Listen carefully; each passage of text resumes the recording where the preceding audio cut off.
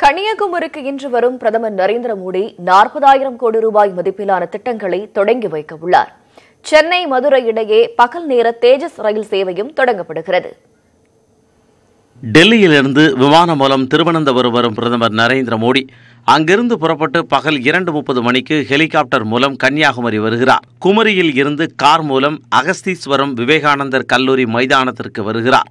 அங்கு அமைக்கப்பட்டுள்ள பிரம்மாண்ட மேடையில் நடைபெறும் விழாவில் 250 கோடி ரூபாய் மதிப்பிலான பாம்பன் புதிய பாலம், ராமேஸ்வரம் தனுஷ்கோடி இடையே 17.2 கிலோமீட்டர் தூர புதிய ரயில் பாதை திட்டங்களுக்கு அடிக்கல் நாட்டுகிறார். சென்னை எழும்பூர் மதுரை இடையே பகல் நேர புதிய ரயிலான தேஜஸ் ரயிலின் சேவையையும் பிரதமர் நரேந்திர மோடி தொடங்கி வைக்க உள்ளார்.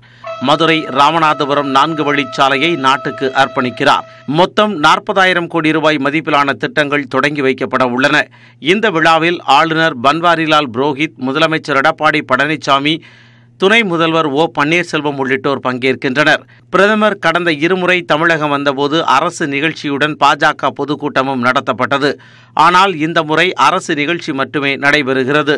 அதிமுக பாஜக கூட்டணி முடிவான பின்பு பிரதமர் நரேந்திர மோடியுடன் முதல்வர் எடப்பாடி பழனிசாமியும் துணை முதல்வர் ஓ பன்னீர்செல்வமும் ஒரே மேடையில் பங்கேற்கும் நிகழ்ச்சியாகவும் இது அமைகிறது. நிகழ்ச்சியை முடித்துக்கொண்டு ஹெலிகாப்டர் மூலம் திருவனந்தபுரம் செல்லும் பிரதமர் நரேந்திர மோடி அங்கிருந்து விமானம் மூலம் டெல்லி புறப்பட்டு செல்வார்.